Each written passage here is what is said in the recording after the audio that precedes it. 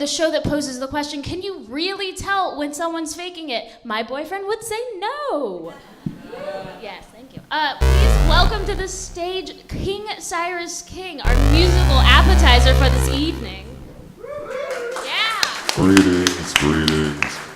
Welcome to the show, ladies and gentlemen. Now, as you're aware, this show involves using your phone to vote at the end of the night. But that portion of the show hasn't started yet. And this is your last chance to Instagram and to Twitter. Ready? Let's do it.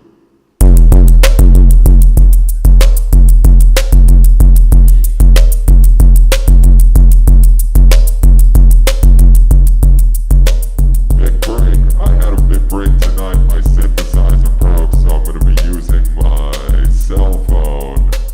Here we go. If I could turn the time that I rearrange just a day or two. Tell me lies. But I couldn't find a way. So I settled for one day to believe in you. Tell me lies. Tell me lies, tell me sweet little lies. You tell me lies, tell me lies. Oh no, you can't disguise. You can't disguise, no, you can't disguise. Tell me lies, tell me sweet little lies.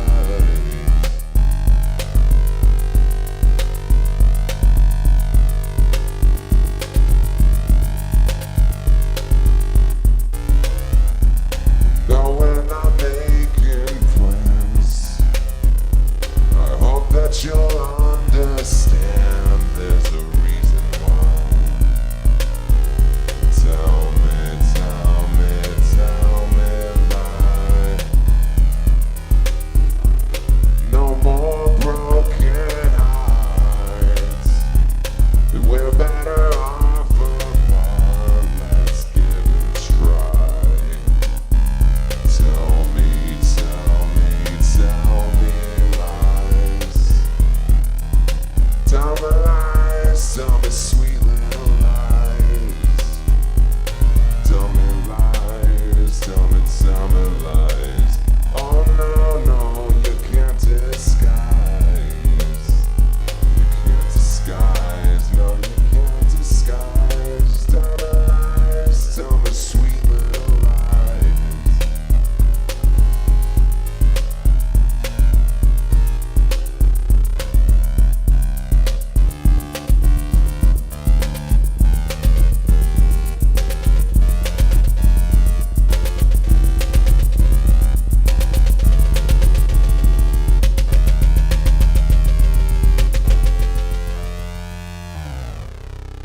Thank you.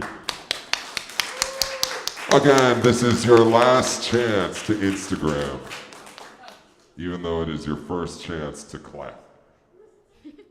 So that was a little song by Fleetwood Mac about lying, and I've got one more other little song about lying. It's another cover, it's by Tom Waits. This is exactly how he would have viewed his music being done, ideally. The song's also about lying. Again, last chance to Instagram. I hope you're enjoying it.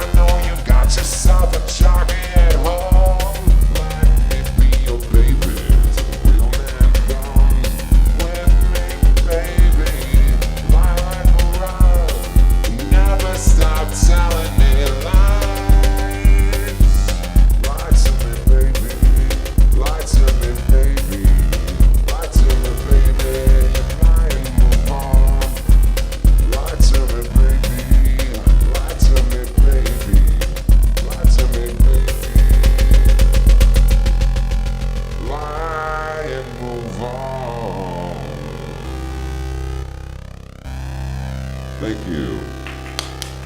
You guys ready to start the show?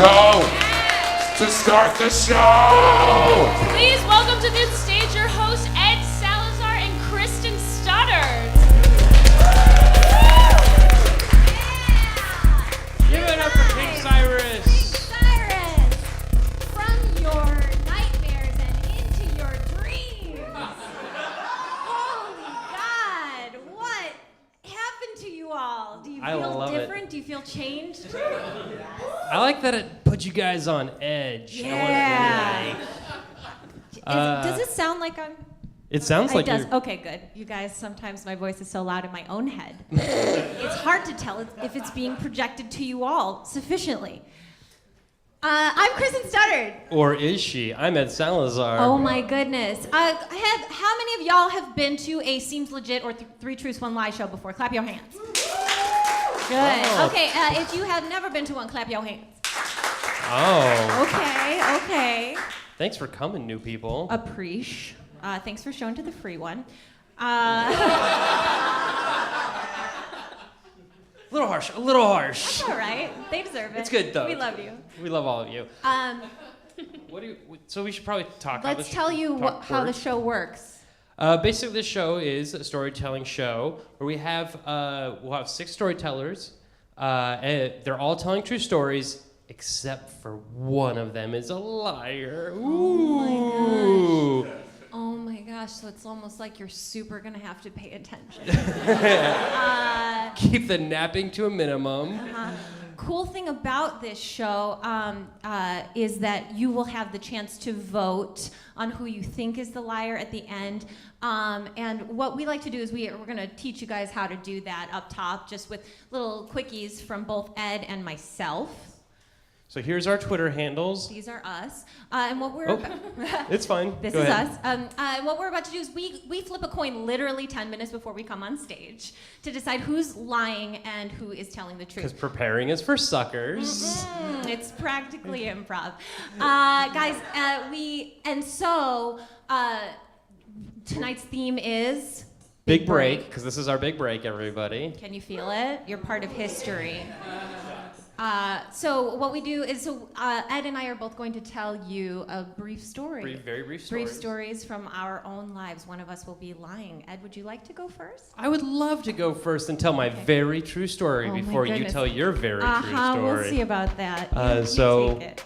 All right, everybody.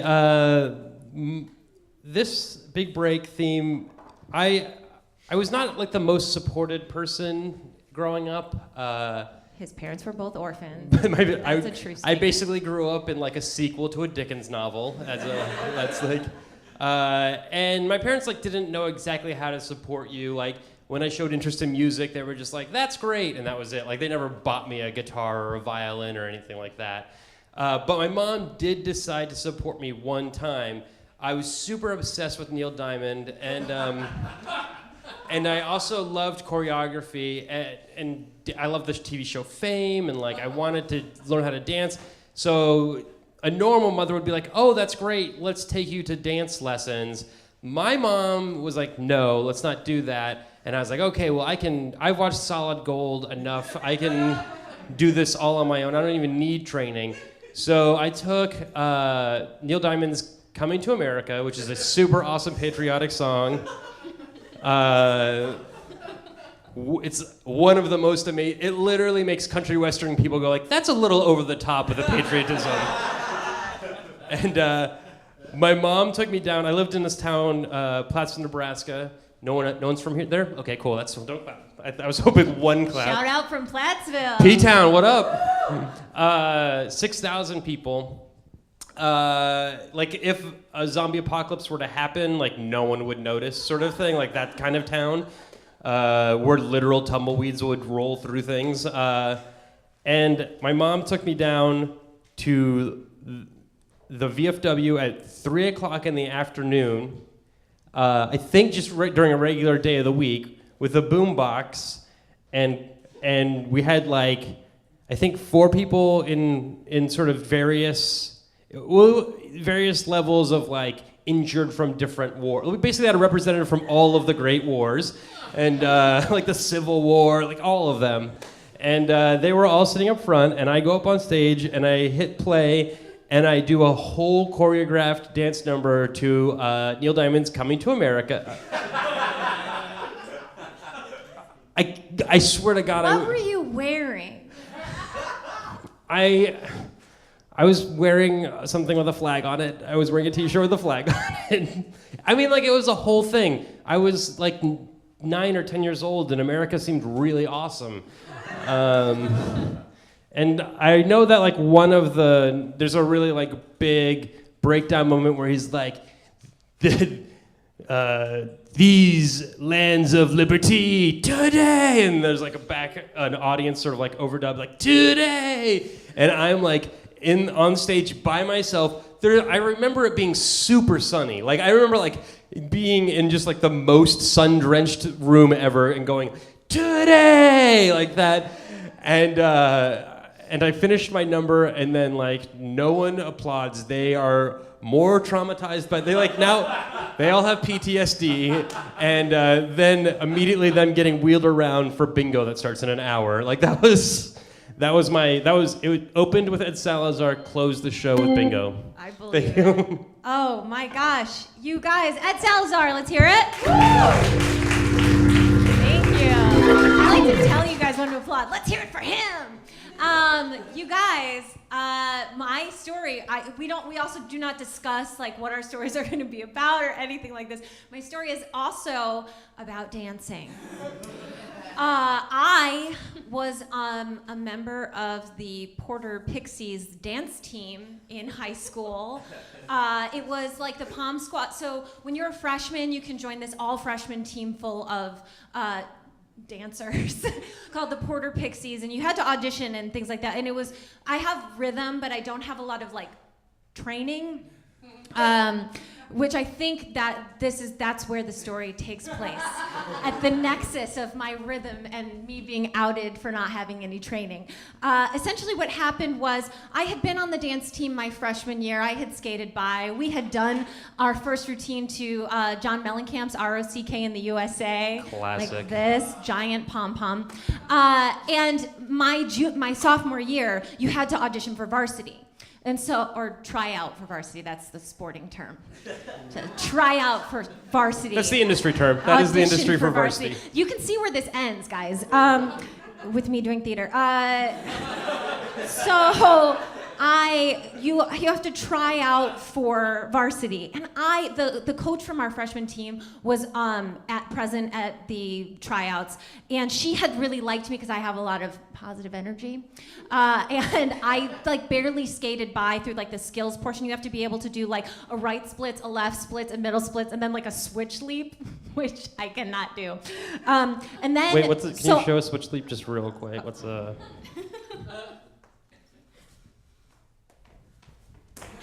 It's like, but if your first leg goes back like that, you go like these, switch in the air. It's like that. So graceful. I mean, I've still got it.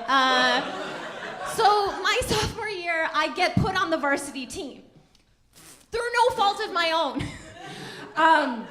And then we go to like dance camp that summer. And we're all learning the routines. And the thing is, the first night of dance camp is just like you imagine it. It's just like a lot of girls with ponytails, ribbons, short shorts, matching everything. Just a lot of just estrogen flowing freely. And all of the schools perform for each other. And I had been having a really difficult time. There was this thing where you had to do, it's called a pull through. Your legs, I will not demonstrate, but basically you go like this with your legs, but you're on the ground. Your hips never leave the ground. You just sweep your legs like this around you. People can do that. Teenage girls can do that. I like wasn't one of them. And so we were there, but they wouldn't like cut the move from the routine. They just put me like in the super back. And there was all this pressure like on me to not make us look terrible in front of all of these people at dance camp, UDA dance camp. I'm fine.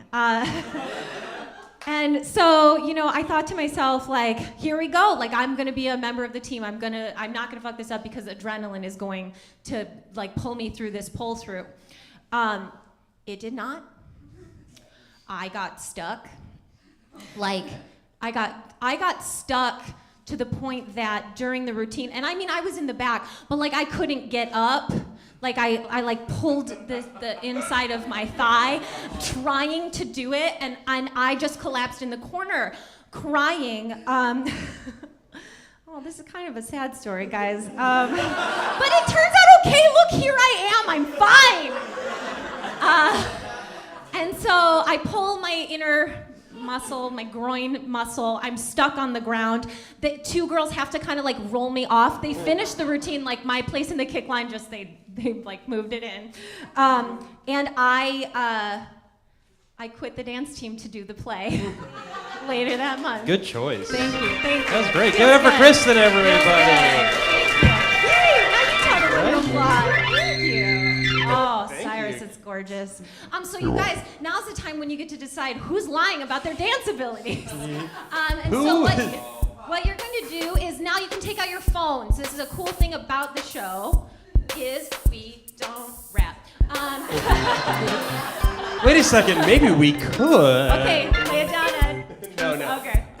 So this is a part of the show where you get to pull out your phones and no one will yell at you. And just start tweeting at us who you think the liar is, whether you think my story of entertaining the troops is a lie or Kristen's story of entertaining high schoolers is a Horrifying lie. the teenage girls. Who And Rachel will be telling those tweets right now. Yes. Give it up for our producer Rachel, everybody. She's a lie. Also known as the voice of God tonight. Do you remember what song that you were dancing to when you pulled it? Yes, Brass Monkey. It was like, Brass Monkey by the Beastie Boys. It was like a. Were you guys doing a lot of Running Man and stuff? No, it was a lot of like. We would do stuff like this. We would like go to get from one place to the next. We're on a dance team. We chug. And then we wait. How are we doing on the voting, Rach? There are also a series of facial waiting expressions on a few assigned more. to each movement. So if you were gonna do a jump, you had to go. You know what I can do a toe touch. You wanna see this? This is not normal part of the show.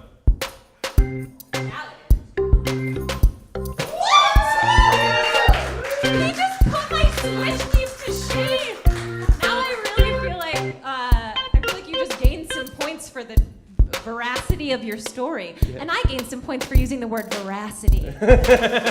It's a tie.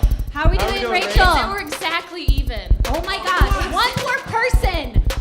Get on your Twitter. Both Okay, of our okay. Voting is done. Voting Ed is done, Salazar. The polls are closed. Hold your phones away. Ed Salazar is the supposed liar.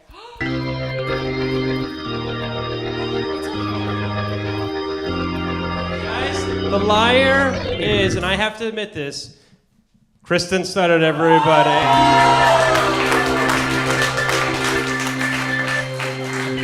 Here's what I love about this show is that like it's making us into sociopaths. Like we get like every time we get better at lying.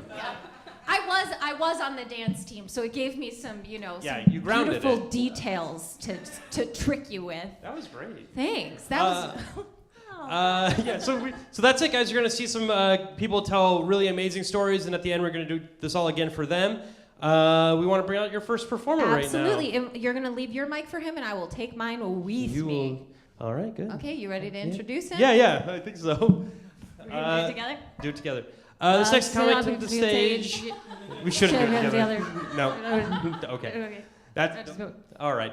This next comic coming to the stage runs a show. Is a part of a show Comedy that Collective? Comedy Collective, and has a show on Sunday nights not far from here at the Complex Theater. Is one of the Called funnest- Power Violence. Called Power Violence. Yeah. He's one of the funniest people I know. Everyone, please welcome Whitmer Thomas.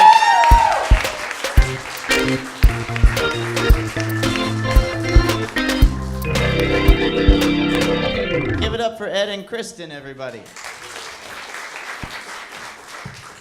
Oh man. Okay. Well, I've had a few big breaks, and I guess I've really I don't know. It's difficult. I came to LA when I was 18 years old, and a lot of weird stuff has happened since then, and a lot of the potential big breaks. I don't know. When I came here, I was like 18 years old, and I was wide-eyed and tan.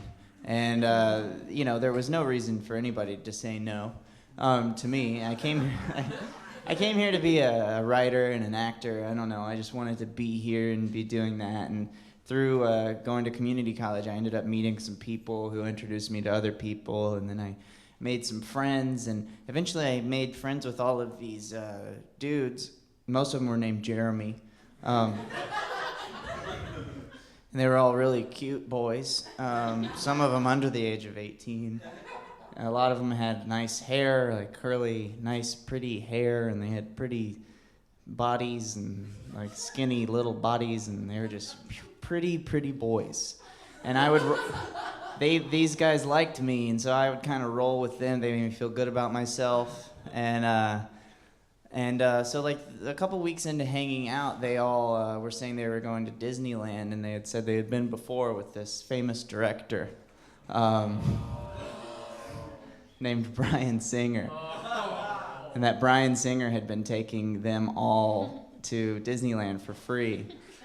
And I was like, that sounds great. So I thought, well, I would love to go if I'm invited. And so they invited me to go, and I was planning on going. And I remember even calling my dad to tell him about it. I was like, Dad, Bryan Singer's taking me and a bunch of other cute, adorable boys to Disneyland. And I was like, I don't know who that is, dude. Probably not a good idea, though.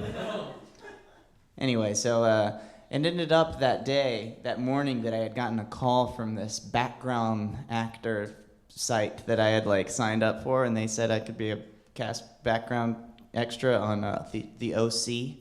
And so I was like, oh, well, this is probably like a better idea for me to go do that. So I did that, and I told my friend Jeremy, hey, give me a call after Disneyland. I'd love to hang and meet Bryan. And he was like, okay. So he gave me a call after that, and I still wasn't done. I hadn't wrapped yet with my OC job. And he's like, we're all going to go spend the night at his house. All of us. And I was like, oh, man, I guess I can't make it. And the next day I texted Jeremy, hey, man, how was that slumber party? And he never responded, and I never talked to Jeremy again. So who knows what happened to him, man.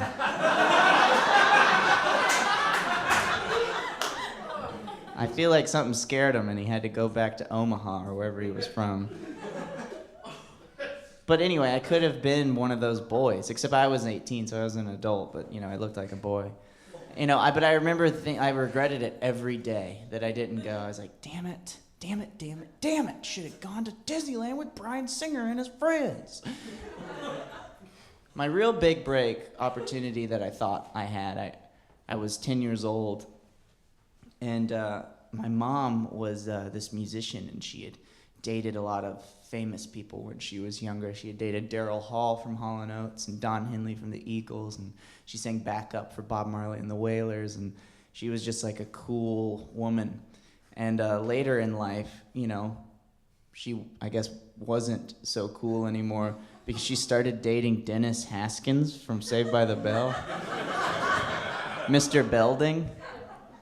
And the way that I discovered that was like one of the most traumatic moments of my life. Like I really thought that Dennis, Mr. Belding, like had the key to my success as a movie star. When I was 10 years old, he would call and I'd be like, hey Dennis, so got any big parts for me out there? Like I thought that Dennis could do anything at the moment, the late 90s, which, he's already washed up. So my mom had a really bad drinking problem. She had been to rehab, 12 times, and she had been sober for about a week, and she decided to celebrate by going to New York.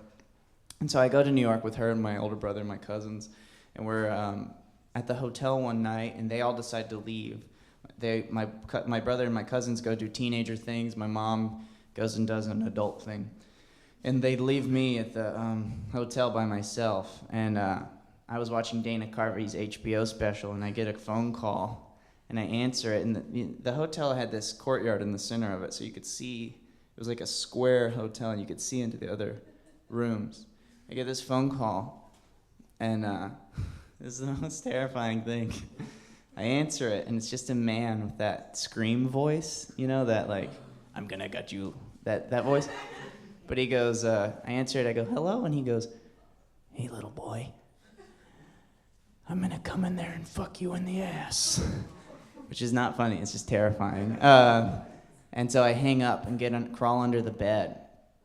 And he calls back again. I answer and he goes, don't you fucking hide under the bed. I'm gonna come in there right now and fuck you in the ass. And so I bolt out of the hotel. I run down the stairs and run into the lobby bar and I go, have you seen my mom? They're like, I don't know, I don't know who you're talking about. Then I run across the street to another bar and I look inside to see if my mom's in there. She's not in there. And I run back across the street to another bar and she's in there. She's in there, and I run up to her, and I'm really upset because she was sober. She's supposed to be sober. She had a bottle of alcohol, and I was really sad. And I was like, freaking out, I was like, Mom, there's a man, and he keeps calling me, and he keeps saying awful things, Mama.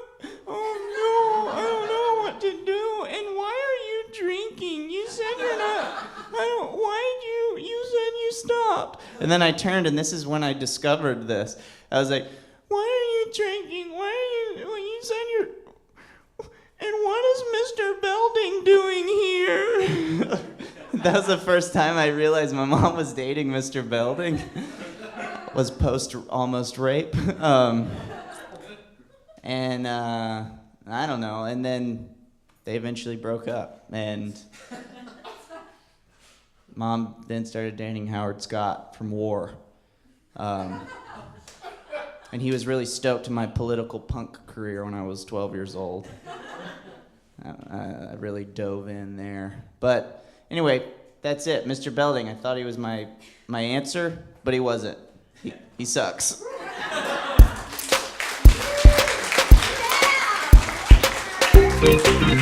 guys, let's hear for Whitmer Thomas! I'm gonna title that story, Not Saved by the Belding. Thank you. I thought of that just backstage. You guys, our next performer, you may know him from Chelsea Lately, or his web series Verbal Voguing, or his current web series The Snap, which is a weekly takedown. You guys are going to frickin' love him. His name is Louis Virtel, and let's hear it for him. Come on!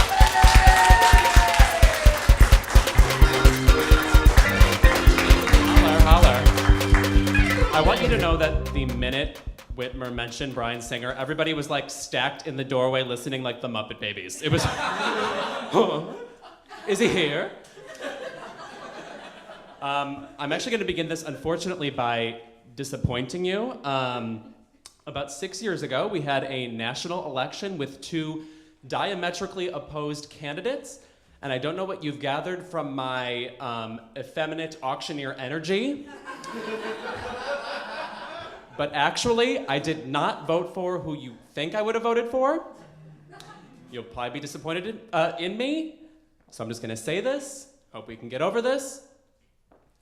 I did not vote for Adam Lambert. I voted for Chris Allen. This is serious. It's an American Idol 2009 joke. I hope you guys all understood that. And you better, because this is a fucked up story about Adam Lambert. So enjoy it. Here's the thing. When he happened, he wasn't out yet when he was on the show. But like, gay people were really rallying around him. And my problem was that I fucking hated him. To me, everything he sang sounded like the worst Heart song ever. No matter what the fucking song was, it could have been like Highway 61 Revisited, and it sounded like Ann Wilson was dying. You know what I mean? He was like gay, skinny, fat Elvis, right? Think about it. You know I'm right. Meanwhile, I kind of liked the weird Alabama guy he was up against. Like, I related to him more. Like, he was just some straight guy who shopped at the Buckle. I understood that. So I voted for him. But anyway, so I had sort of, around this time, 2009, made myself known as somebody who did not like Adam Lambert. I was not signed on to Adam Lambert. Well, My first job in LA was working for this horrible website that was on its last legs, but it was run by a company that used to run a very famous movie magazine. So the one thing this fucking stupid cum dump website had going for it was that it ran this award show where, follow me, they gave like these meaningless awards, like it would literally be something like, the hottest CW star under 14, like something like ridiculous, like an actual trophy was given for this. And they would have that person come, and then one of their celebrity friends would present it to them. And it'd be like, and then they'd get a picture with the two celebrities in front of like the Svedka vodka banner, and then that would make money, and then Extra would come and shoot it, and suddenly it's a money-making operation. Anyway, you know, it's like this, how this whole town works, right? Like these horrible corporate things. Anyway, so I worked for this horrible website under two people. How can I express how horrible they were? Two women. The first one was named Deb. Guess what Deb was short for? Deb. There was no more to the name. She was like a born and bred Deb. That's grim. Then there was this other woman named Mary Ann. Mary Ann, 100% of the time, wore harem pants. Usually doesn't mean you're a good person. And also like deep, like insane harem pants. Like there was like the length between like her actual crotch and the harem crotch was about a Jenga board. That's about how long it was, always. And as you can tell, I prefer, if we're talking in Parker Brothers lingo, about half a Monopoly thimble is what I prefer. So the day of this fucking cum dump award show, oh, the best part about this award show, so like the whole gimmick is that celebrities are presenting to each other and it's very earnest and fun and they love each other. Except I wrote the speeches they gave. So it was like I had to pretend like I was writing as their friend who just like appreciates all their fucking work. You know what I mean? So it's like, sorry, like chick from the Vampire Diaries who thought Ian Somerhalder actually wrote this beautiful soliloquy about your career. It was actually me and a wiki search. So anyway, the day of the award show, I've done all the fucking work for this. Mary Ann, like, saunters over as fast as she can because the harem pants are literally hampering her physical abilities. She goes, Lewis, like every person named Mary Ann who addresses somebody like this. She's like, we just booked Adam Lambert today. You need to write a speech and we need to have it in 30 minutes. So suddenly I'm like jarred because obviously, as you remember, historically, I hate Adam Lambert.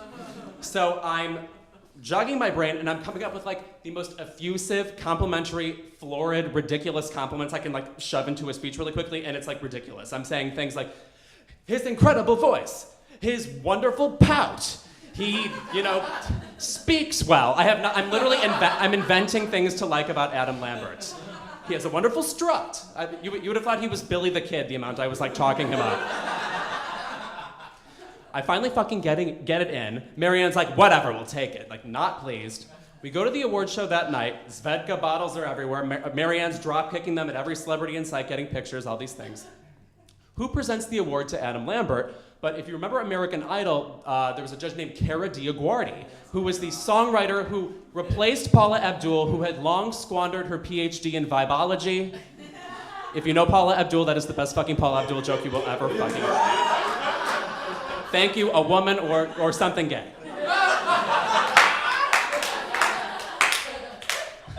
Anyway, so Kara is reading this horrible speech that I've written for Adam Lambert. And get this, she is fucking killing it. Delivering it hard, landing the right syllables. It's like beat poetry.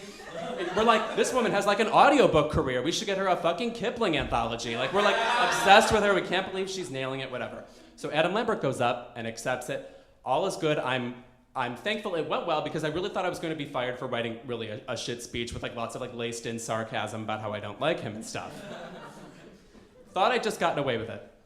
A couple of months later, finally, this is right when American Idol had ended, so Adam was actually like a humongous star for like that millisecond. You know what I'm talking about? Okay. I'm watching Entertainment Weekly and he's giving a video interview about his new album and about his favorite song on the album, which is called Strut. And they're asking him what like inspired the song.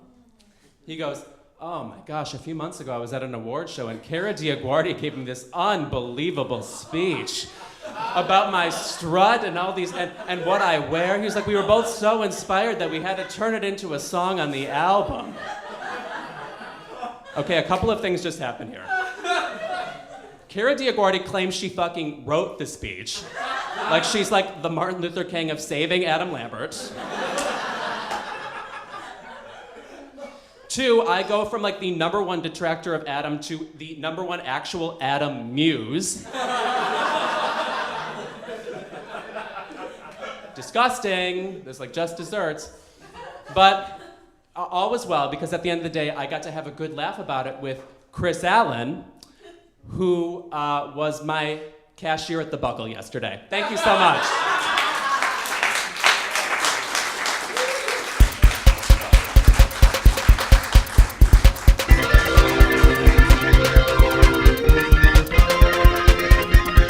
Give it up for Louis Story. All right, guys, thank you so much. That was great. This next comedian coming on stage is a really good friend of mine. I love her to death. She writes for the show Ridiculousness. You may have seen her on Comedy Bang Bang and The Birthday Boys. Everyone, please welcome to stage Emily Maya Mills.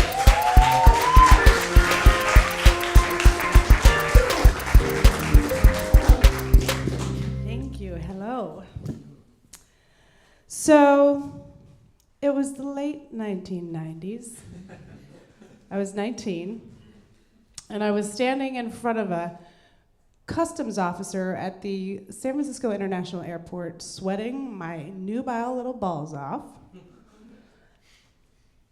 And I just stepped off a plane from Guadalajara, which I had connected from Mexico City, which I had connected from Cancun, which I had connected from Havana, Cuba. And this was Havana, Cuba of the 90s, you know, 90s Castro, like machine guns, embargo. He had the full-on Rachel and FUBU outfit on. And the passports were very explicit about how no American shall travel to Cuba or Libya or they'll cut your fucking hands off, you know, that kind of Cuba. And that wasn't exactly why I was sweating as I was standing there in front of this customs officer. That story started 2 years earlier, when I was 17 and freshly emancipated, living on my own in San Francisco. And I had done what any newly emancipated 17-year-old young lady would do as a responsible adult. I borrowed a fake birth certificate from a couple of underage strippers and went to the DMV to create a fake identity so that I could buy myself strawberry boons like a big girl. And taking care of business. I had a job. I worked in retail at a place that sold half shirts and candles. So I didn't need any Haight Street bums to buy my booze for me, you know? So I don't know if you're clear on this, but the process, if you want to take a fake ID to create a fake identity at the California DMV, is pretty intricate. Step 1 is that you need to make sure you make it a field trip style party with 3 of your friends. You need to make sure that you have 2 roommates who both sell weed and smoke you out that morning instead of paying their electrical bill. You need to make sure you just stepped off the plane a couple days prior from visiting your grandma and grandpa in Virginia, so your ears haven't popped or cleared from that plane ride. And then step 4, I would say, is when you get to the actual desk, the counter at the DMV, you need to make sure your friends are still right by your side, so that as the attendant flips your birth certificate over and back over and looks at you quizzically and asks, have you ever had an identification in the state of California under any other name? Then you have one of your friends there to say, almost in slow motion, they're gonna take your thumbprint. The next step would be to have your eyes roll back in your head and you drop to the floor as you pass out. Unconscious. And then it's really easy after that because the final step, or second to final step, is that the staff of the DMV will pick you up, shove a candy cane in your mouth because they think you're having a diabetic seizure, drag you towards the photo booth while you say, no, no, no, no, no, no, no, no, no, no, no, no, no. And as they cut you to the front of the line to immediately take your picture, you just very clearly say to your friend, Laura, distinctly and out loud, Laura, they're trying to get me. They're trying to get me. Then you have them take your photo of your very gray face that also sort of reads, I'm lost and my mother didn't hug me enough. And you go ahead and walk outside and run from the general manager of the DMV who's calling out, are you sure you're okay? You don't want to wait for the paramedics. No, we're good. You get in your car, and then immediately when you hear the sirens, you peel out and start to run away from the fire trucks and the paramedics until somebody has the wherewithal to suggest that maybe we don't need to run from the paramedics. Come back around, get checked out, say, yeah, everything's fine, I just wasn't feeling well. And then get that ID in the mail 2 weeks later. So there is like a step 8 and 9, which would be to turn yourself in and quit smoking weed forever. Those are optional, and I skipped those. So there I was, standing in front of this customs officer, trying to re-enter the country from 90s Cuba. I had 2 boxes of Cohibas in my bag. I was planning on selling at my mom's office like Girl Scout cookies. And all I could think as I stood before that officer in that moment, the only thing that was running through my head was just, they're gonna take your thumbprint on a loop. And I was sweating. And he looked at me, and he looked at my passport, which they so cleverly stamp a piece of paper when you get to Havana. Give you that as a token that I lost, of course. So there was no evidence. He looks at my passport, but he does do this sort of same flipping it over and flipping back over. He looks me like deep in my eyes. He looks at my bag that I'm carrying. He looks back into my eyes and then what seems like into my soul.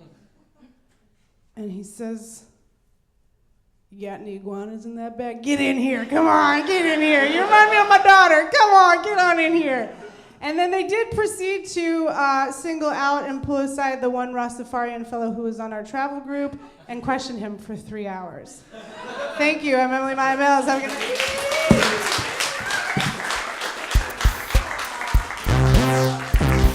Let's hear it for Emily Maya Mills!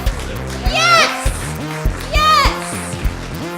You guys, my mom cannot take a driver's license picture to save her life, and my sister actually texted me last night a picture of my mom trying to smile, which it looks like this.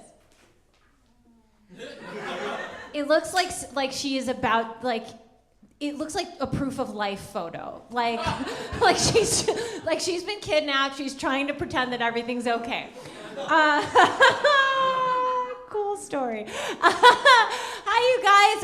You guys are going to really love our next performer. He also writes for Ridiculousness, and he has a ridiculously fun name to say, and that is Hampton Yount. Let's hear it.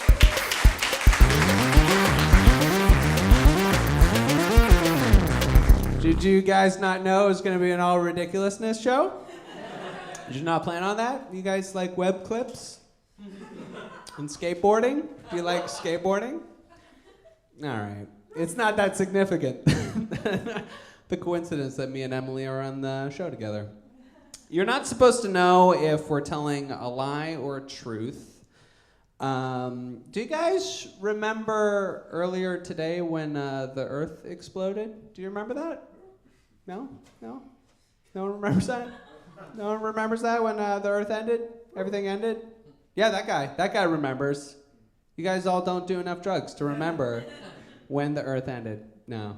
My dad does a lot of drugs. He loves them. Loves them. He's cuckoo for them. He claims he's done 400 hits of acid, which is 25 too many. It's too many. That's just greedy then. You're being overindulgent. We've gotten in like weird arguments sometimes where we were arguing about God one time, and he was like, oh, I know there's a God because one time I was like, God, if you exist, let me move this rock with my mind, and then I moved a rock with my mind, so there must be a God. And I was like, Dad, at any point in the day did you do acid? And he was like, well, yeah.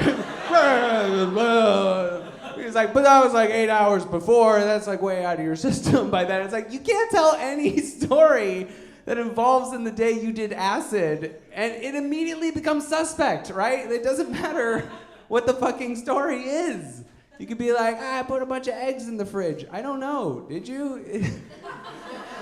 If we look in there, like a bunch of doll heads gonna just like pour out, like, oh no! You gappy. He's a crazy guy. He makes a lot of decisions. When we were growing up, we'd have to travel with him. He's like a mineral dealer, which is a job that doesn't really exist. He basically lives off the grid, and he's claimed to have worked for the CIA. I don't know if that's true or not, but it's possible. It's possible. Knowing him, it's possible. One time when I was a kid, he just this is just kind of sums up my dad, where somebody had stolen a mineral from him. A mineral is like a gem crystal. It's like a thing that like weird gypsies and people like and they collect, and sometimes you'll see in museums. And this is what he does for a living: is he like just trades these, and it's like off the books basically. Like it's just like basically thieves dealing with other thieves. And he had his 4 kids with him traveling around the world when we were kids, and we would like I saw him like bribe like police officers and stuff, like just to like get crystals out of the country. It's weird, like, but that's largely my childhood. But this, I feel, sums him up best. My dad, a guy stole from him, and then he was wearing like this big poncho, and he was at a mineral show, and he like walked up to the guy, and he was like, you gotta give back that crystal. And the guy just had it. He wasn't even trying to, he was like, no, it's mine now. Like, that's the level of thieves he just dealt with, where they just, no, I stole it when you weren't looking. Now I have it. Ha! And my dad was just like, he's wearing the poncho. It was the coolest thing I ever saw, but he did like a fucking ninja kick. Like that dope. Just like bam! Like within this close to the guy's fucking face. And he's just like, here you go. Here is the crystal. That's my dad. That's my dad. That's how he chooses to deal with things. And he makes a lot of decisions that I don't like. Now in retrospect, I've gone through therapy. I'm like, wow, man, that guy, fuck him. He, wow, just kind of blown away. All the shit. You know, like when you realize like years later when your parents are like, oh, I did coke for many years. You're like, oh, like it's just like a puzzle piece just got landed in your tongue. Yeah, coke! Like everything makes sense. Like suddenly, you're like, when my mom fucking drove off the side of the road and just started punching a tree, coke! And then she just hated that tree. I was like, why are you so mad? It was so disturbing when that happened. But then years later, I go, oh, you did coke. I'm 30. I have friends that do coke. Oh, I get it. You're weird. Like me, you're weird. But they made weird decisions. My dad, they found when he got a little bit of money, when he started doing well with the gems, it was a little bit of cash going. He was like, I'm going to send my kids to private school. But he found the worst private school I think I've ever, it's the school I went to, and it was in an old folks home. That's the private school I went to, was inside of an old folks home, inside of old, like, people's rooms that they died, they were gone. And that was the new school that was forming. This was like a bunch of radical teachers who had like broken off from the administration part of a school and were just like, we're gonna form our own school! Which is cool when it's a Sandra Bullock movie. But when you're living it and you're the kid like in the new school that's like their workshop, they're trying to figure it out. It's fucking, we don't know. It's a private school, so they don't have to fucking vet their teachers. The teachers there were like 19 years old. There was a teacher there who was 20 years old. He fucked my sister. That happened in an old folks home. That's the school that we all lived in. And it's fucking, okay, so half the school, I say half, most of the school, was the old folks home. Then they had the classes. Elderly people who had dementia would just wander into classes. Sometimes they'd be like, Kevin, where's Kevin? Where's my boy? He's not here, ma'am. And that was, the background of that school. It was kind of disturbing. The health teacher died of a heart attack in front of all the students. He taught how to save people from heart attacks and stuff. And like, they all just watched, like, whoa, he's dying. It was really sad. It was a fucked up school. 4 teachers got child molestation charges against them, and 1 was a principal. So hey, they're doing pretty well. It was a weird school. It attracted a lot of weird kids by de facto. We had sports teams, but they weren't like really sports teams because we don't have to play in like any actual kids like leagues, that were like in the States. It was just like private school leagues, which they made up an opponent for us. That's okay. So my school was like Wakefield. That was the place. The big rival that we had growing up was called Seton. And I never played sports, but I remember everyone always being like, oh, Seton, we're gonna wreck Seton. Like the main course of study at the school is Latin. But we're gonna crush Seton at women's field hockey. We're gonna get them. That was the big school. Seton was I found this out in adult age, was a conglomerate of homeschooled kids who never met each other. Essentially. Do you understand? That was our big enemy. And we lost to Seton Incorporated all the time. Kids who'd never met each other, who no practice. Some believe in like weird God shit. They're beating the fuck out of us on a regular basis. I kind of want to lead into that with just that the kids that went there, I think about them and they're all like kind of sexual degenerates. Like in retrospect, the kids who I went to like middle school with, like I feel like boys' puberty is way harder than girls' puberty. Like just in like the psychological end, not in the physical end. Like girls have it way harder on the physical end. Like you're growing like hair in new places, your chest is expanding, you're bleeding. It's like you're becoming a werewolf. Like it's really, it's a delicate time. But I think guys have it way worse, like psychologically with puberty. Just in the fact that every guy I know, at one point during his puberty, was shown something by another boy going through puberty that was so psychologically jarring, it stayed with him the rest of his life. When I was a kid, my friend, I was sitting on his couch, it was in his basement, and he threw a pillow at my head, and then I looked down, and it was like a Hulk Hogan wrestling buddy. Do you remember those? The Hulk Hogan like wrestling buddies that you like flip around your basement? And he'd cut a little vagina out of the doll that he'd been fucking. And he threw that at me, and he was like, yeah? Pretty cool, right? And he goes, yeah? And I knew nothing of sex. I didn't masturbate till I was 19. I was raised super Catholic, and that's way too late in life. It was literally the night I became an atheist. That's how I actually remember it. Because I thought I was going to hell, so it was just like, I was in bed one night, just like laying awake, like rock hard erection, just like, it's probably bullshit. Hey, I can see clearly now the rain is gone. But so he threw that at me. Listen, my lap, and he goes, I didn't know anything of sex. I knew nothing of sex. And he goes, hey, I jerk off with that. Yeah? Like, pretty cool, right?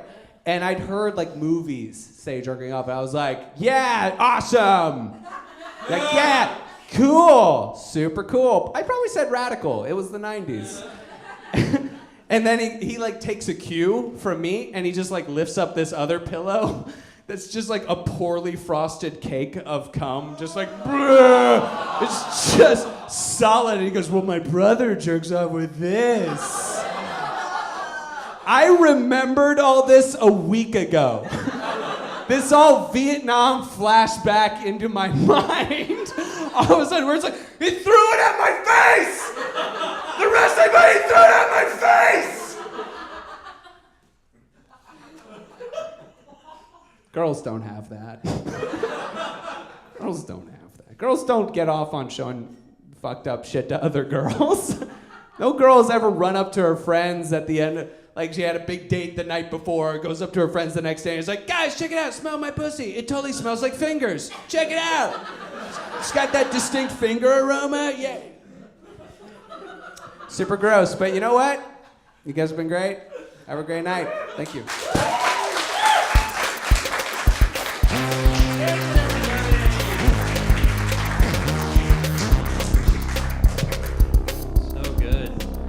All right, we're going to keep the show going. This next comic coming to stage is one of the hosts of The Meltdown, which is soon to be a TV show on Comedy Central. Please welcome to stage Jonah Ray, everybody!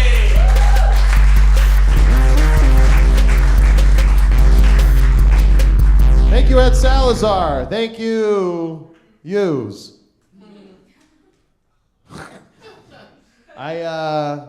I didn't know they wanted me to talk about the big break, and I've been out in Los Angeles since August of 2001, and my first job out here was that I worked at a record store in Venice Beach, and I was so excited because it was like Venice Beach seemed very exotic to me, and I found it was nothing but burnout trust fund hippies that were way too into the Doors. There's a bunch of fucking shitty kids that went out there because of the ramblings of a drunken asshole poet in Jim Morrison. A real piece of shit, if you ask me. And I had to deal with these people all the time. And a lot of weird customers at this record store. And it was, one of the customers was the first day, like it was this guy who was a regular. His name was Barry Sobel. He was a comic in the 80s. And he had somewhat of a crush on the employee that left that I replaced. So on one of the first days I was working, Barry Sobel from Revenge of the Nerds Part 2 comes in, and he's like, he comes in and he's like, hey, who the fuck are you? And I was like, I'm Jonah, the new guy. Like I said it like I was in a fucking sitcom. Jonah, the new guy. Like I'm a late season replacement of a TV show. Where'd you come from? I've been in the back. He's like, I was like, I'm Jonah, the new guy. He's like, where's Chris? I was like, oh, he went to college. He's like, fuck this, and left. And then I turned to my boss, I was like, who's that? He's like, you ever seen Revenge of the Nerds Part 2? I was like, is that the guy from Punchline? He's like, it is. I was like, he don't like me. And he's like, he's fine. He comes back in later and takes my boss aside to complain that I suck. That I am like a piece of shit. He's like, you gotta get rid of that guy.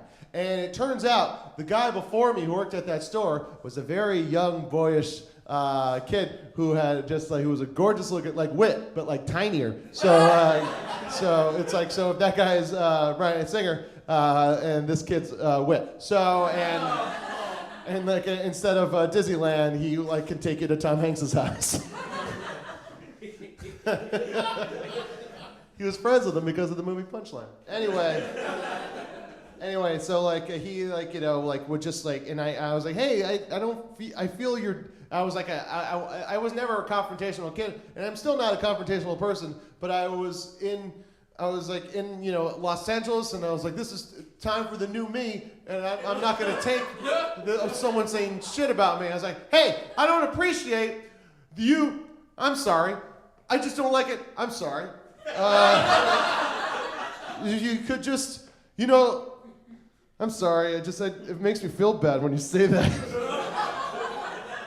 And he's like, I don't even think I'm gonna shop here anymore. Just kind of being like a complainer, and he came there all the time. Anyway, later that night, I went to a show in downtown Los Angeles. I was living in San Pedro at the time, so I tried to get off of work early, couldn't, got off of work, got back home to San Pedro, where everyone was already drinking and getting ready to drive up to downtown, because it's like 20 miles on the freeway. Let's drink to make sure the drive is less not dangerous.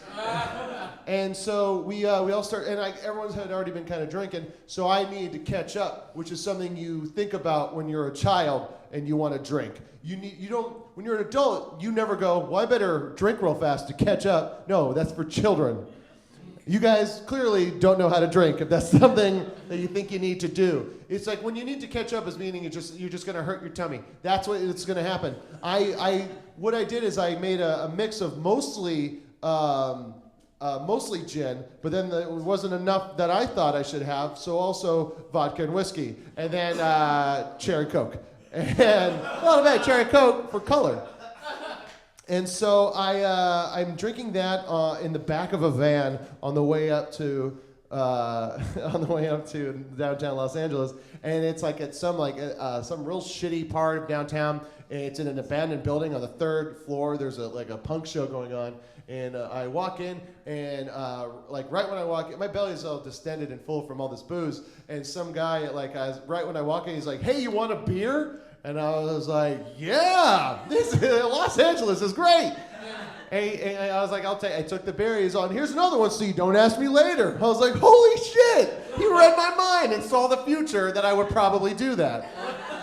And so I start to drink one beer, and then a band starts to play a cover song of Screeching Weasel, one of my favorite bands. They play a Screeching Weasel song, and I'm like, oh man, I gotta dance to this. So I run up, and I'm dancing around after I've just pounded a warm PBR, and I have another one in my hand, and I'm jumping around. I was like, oh yeah, I feel weird. I better relax and replenish my liquids with this shaken up Pabst Blue Ribbon. So it fizzes a bit, and it's real fizzy, and I drink it all the way, and then I start to dance some more, and all it does is just party in my tummy, and it starts to just not make me feel too good at all. And so I realize I have to puke. So I try and go to the bathroom. There's a long line. No one's going to let me cut. And then I was like, oh good. Here we go. And I go down the stairs and trying to find a place in a stairwell where I could throw up, but there's just people doing drugs and having sex and making out. Just a sequence of just bad things. I don't want to ruin any kind of a heroin addict's good time by puking near him. He's going to do that himself soon enough. So I went out, and I went out to outside the building, and there was just people everywhere. I didn't want to throw up in front of anybody, and so I started just getting real drunk and started kind of just wandering, and I went down an alleyway that no one was at, and I finally just started puking out everything that I had just ingested. And then I also had to pee real bad at the same time, so I puked this way and then peed this way. like a shitty Roman sculpture. Just let it all out. And then I lost my balance, fell against the wall, kind of hit my head, slid down, and was exhausted. I was like, ah! It was one of those things where it felt like a second, but I looked at my watch, and 4 hours had passed by. 4 fucking hours. I was passed out with my pants down. Pee one side, puke the other. Nothing on me, which was kind of amazing. I was kind of like, what? Oh, fuck. Hey. Pretty amazed. And then I was like, oh God. And then I got up and I ran back to the place, and I ran in, and the show's done. It had got busted up by the cops. And I was like, has anyone seen my ride? I couldn't remember the guy who drove me, so I couldn't know who to ask for. So I was like, have you seen my dad? I felt like a fucking shitty lost kid. And I was like, no, I don't know. And I was like, oh God, I was asking around. No one knew where anyone was, because they were just kind of scattered when the cops got there. And then I went outside, and I was walking up the street, and then I hear a voice go, oh, fuck. and it was fucking Barry Sobel coming out of a nondescript weird bar going, what the fuck are you doing here? And I was like, I got abandoned. I don't know where I am. I'm new. And like, he's like, shit, where do you live? And I was like, San Pedro. He's like, fuck. And so he says he'll give me a ride home. Yeah, I know. And like, I was like, are you sure? I thought you hated me. He's like, I was just being a prick. And then we got in his car and we're driving down, and he's like, so what are you doing in Los Angeles? Why'd you move here? And I said, well, I want to do comedy. I want to be a comedian, and I want to do comedy. I want to act and stuff like that. He's like, oh, you know, I'm a comedian. I was like, no, I know. I remember your bits from Punchline and Revenge of the Nerds Part 2.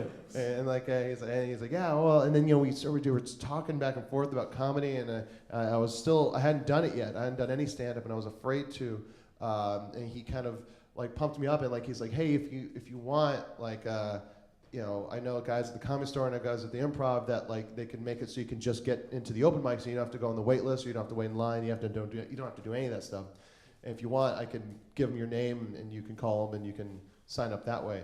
I was like, really? He's like, yeah, I'll do that for you. And I was like, that's really nice. He's like, no, I feel like kind of a piece of shit. And I was like, you kind of redeemed yourself with the ride home, way out of your way. I'm not gonna fuck you. He's like, no, it's okay.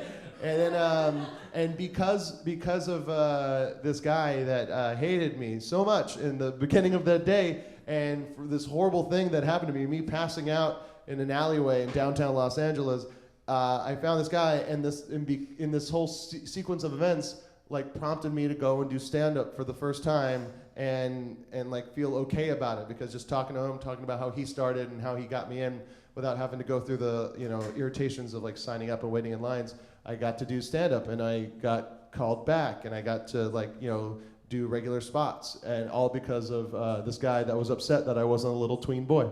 And that was my big break in this business. I'm Jonah.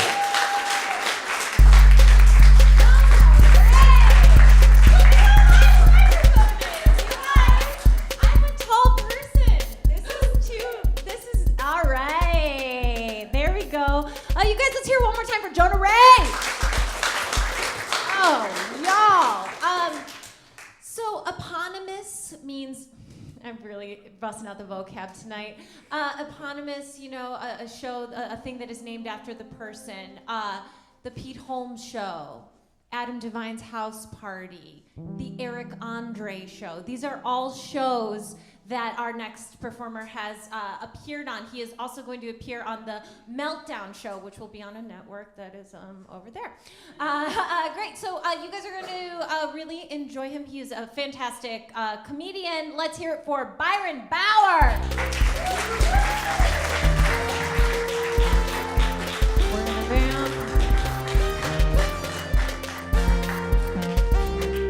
There he is. Bye, guys.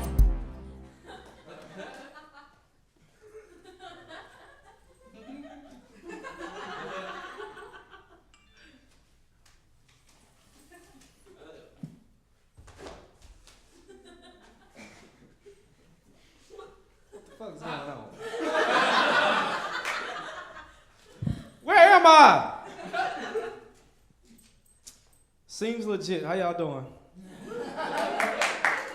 I am supposed to discuss my big break, but I don't think I had my big break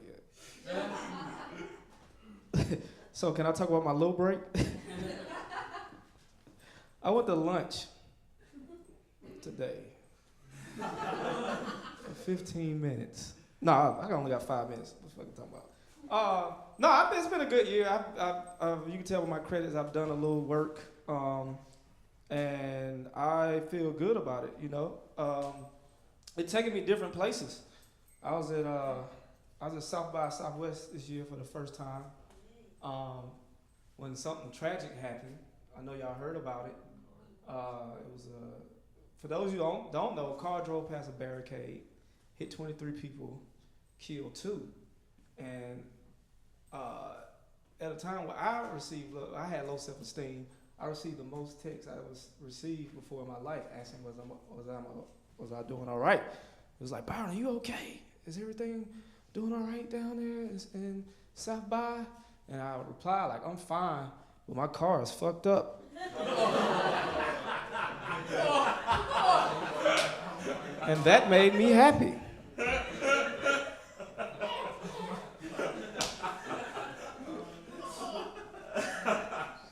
Also, my first late night appearance at Pete Holmes Show changed something for me because my mom got excited when before I think she was just like, you just bullshitting with your life. And she recently came out here. She just left. I dropped her off yesterday.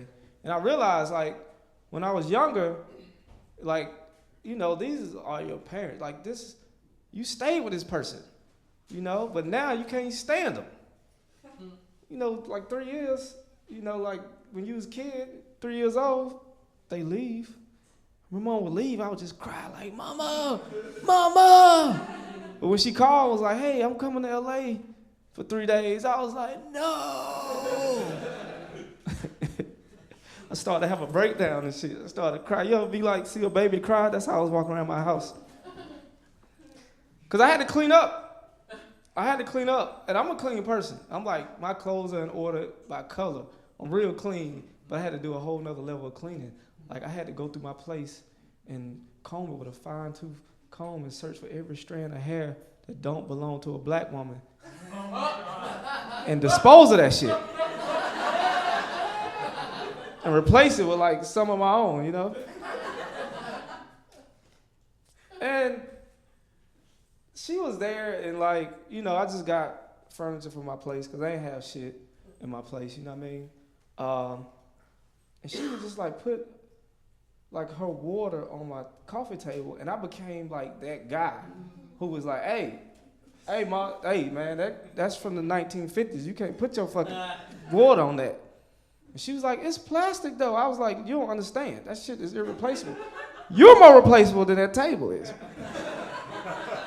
I became that guy, like an asshole. It was a bunch of that going on. Like, I have all white towels in my bathroom. And one night, I didn't come back. I stayed out all night for some reason, just being dumb or whatever. Skip that. But I came back home, I was like, damn, some of my face towels are missing. I was like, what happened to my face towels? And she was like, hey, I cleaned up today. I cleaned the whole place. And I looked in the sink, and it was one of my white face towels, all black, just in the sink. And I was like, hey, what the fuck you doing? It's a $15 face towel right there. And she's like, you paid $15 for a face towel? I'm like, yeah. And I don't have a door in my spot. I got a bachelor apartment, so there's sometimes no doors in the apartment, right? And I needed a door so I could have a breakdown. But I did it like right in front of her face. She was sitting right there where you was, and I'm in the kitchen like, looking at my towel like, fuck! Motherfucker!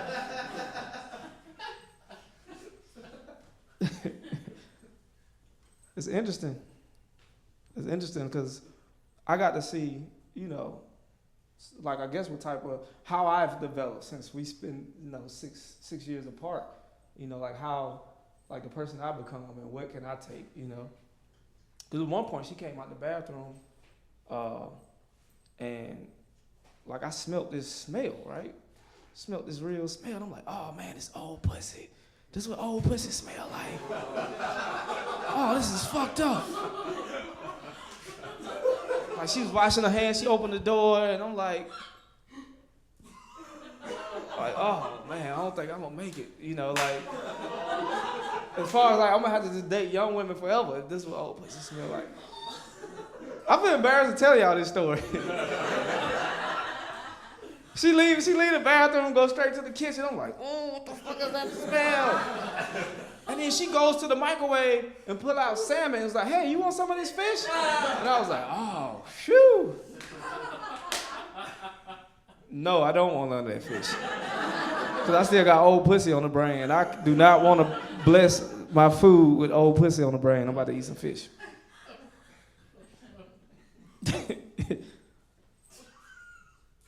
I went on my first tour last year that involved a tour bus. And we stopped in El Paso. Hold on, they told me the light was coming from somewhere. I don't know I got that much time. It's a bunch of lights over here.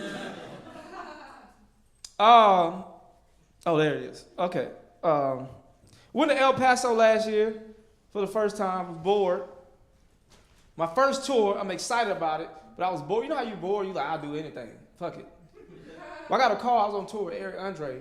He called me to his room. He's like, what's up, Mello? Got some shit for you. Bird up. On the phone up, right? I go to his room. It's dimly lit. Dimly lit. On the table, 2 giant bottles of water and 2 pills. That shit like the Matrix, I swear to God. And I like the Matrix, so I just took the pill. Like, drunk the water.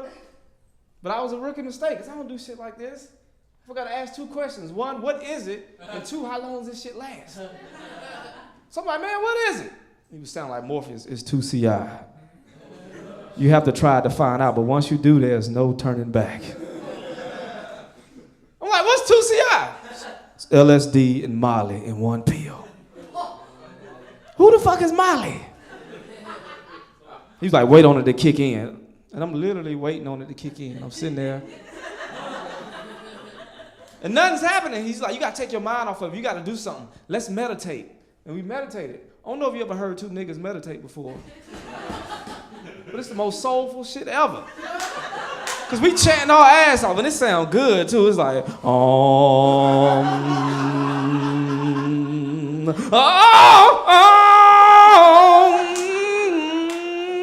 ba-da-ba-ba-ba.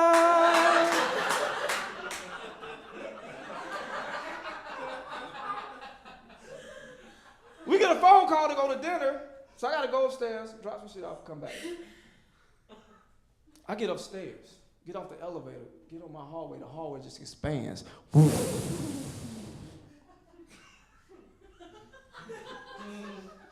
And I'm walking down the hall, and this guy walking toward me, and we lock eyes, and I'm staring at him like a killer. And when I get up close to him, I just look at him and whisper in his ear, hey, I think I'm going the wrong way.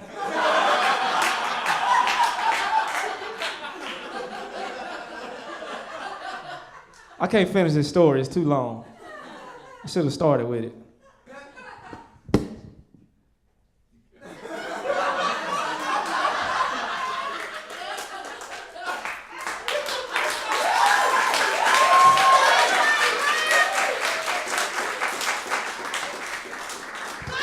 Byron Mauser and all the rest of our performers for tonight. Come on out, guys.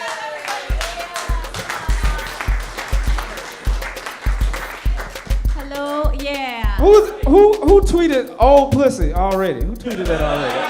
Who was that? That was you? That's hilarious. We have come to the tweeting part of our show. Let's see that next slide, Ms. Rachel. All right. It is. Who do you get? This is a part where you get to take your phones out again and decide who you think was lying to your face. The prizes are these beautiful sashes, fashioned very quickly backstage. The person who gets the least amount of votes that they are the liar will be crowned king. Or sashed. King credible. And the person who gets the most amount of liar votes will be sashed misunderstood, because an O fell off. Yeah! High production values. Do we have any tweets? Oh, tweet it up, guys. Okay, everybody, it's just a hashtag live. It's an @SeemsLegit show. Are you tweeting, Byron, are you voting for someone to be a liar? He's trying to reply to the person who tweeted at him earlier. How are we doing? All right, who are you voting for? Who do you think was the liar? Sorry. What's her bucket? Emily Maya Mills. Whoa, Emily, you've been called. Whoa, we have a vote for Emily. Why do you think Emily was lying? Got a feeling. For me, for what? Got a feeling. For what? He thinks He that thinks you're you're a lying. liar. What about Emily? Is it her cute little smile? Her honest face? Her little honest face? What about her? It was a cute smile on his face. Cute smile on his face. The fact that she has a vagina and no one else does. I get that. Anybody else who are you voting for, sir? Jonah Ray. Whoa. If you don't think it's believable Barry Sobel's giving comedians a ride home, you don't know Barry Sobel. Why do you think Jonah's lying? I don't know, it just seems like a liar. Okay, a lot of just people. Way to take a personal, very true life story that changed Okay. my life and say it's a lie, you fucking prick. Just brash personal judgments from the audience and from the comedians. That's why he has a show on Comedy Central in the fall. Do you guys want to hear some tweets? Yes. Yeah, okay. Well, somebody thinks that Lewis is the liar, but they also think that he fills out his pants super nicely. Tell me everything. Who is it? Lauren. Lauren. Lauren.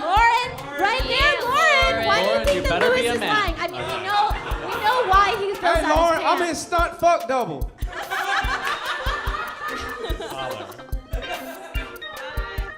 Honestly, his story was great. I just, everybody else's was slightly more believable. I don't know. Oh. It gets really unbelievable with me, I know.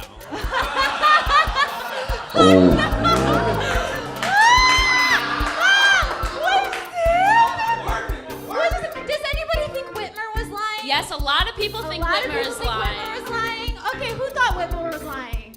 Eric. Eric? Eric. Right here. Eric, where you right at? Right here, Kristen. Oh, Eric, tell me why do you think our dear Whitmer was lying? He said yes, ma'am, to someone earlier when they asked him a question. He's a nice boy. Lewis, I think, is actually a lie. Whoa. Oh, a change vote. He switched up his vote. Thanks a lot, man. Did anybody think Whitmer was lying? You did. Oh, come on. That was my old teacher. I'm gonna Kristen. toss. Just a little too soon for that Brian thing. Oh yeah, hot button. Rule of button comedy, issue. I didn't know that happened. I didn't know that happened until this morning. So, I don't know what that says about me. Ladies and gentlemen, I just heard from our producer all the way in Hawaii that that we have enough votes and they have been tallied. All right. And, Give it up for you guys for voting. Congratulations. For not a thing that matters, like just a show. But way to register for Twitter. Well, this was a very, very close race between Hampton and Whitmer. Oh. But the audience thinks that Hampton is the liar.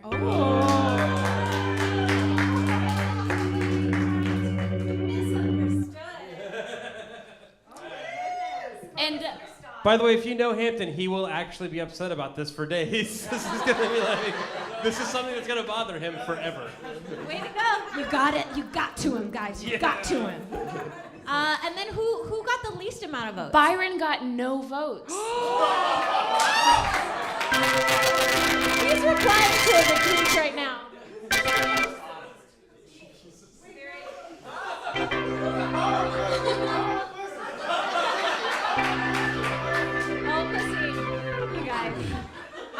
Shout out to my mama. I like to thank my mama for that joke.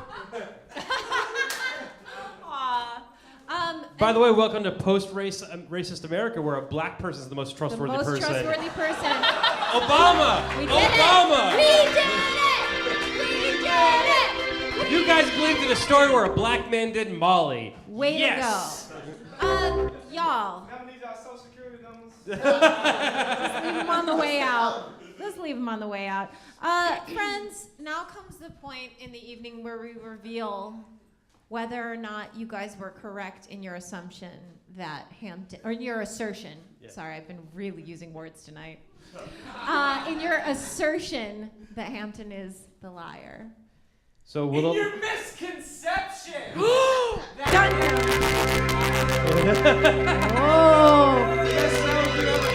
Will the liar please step forward?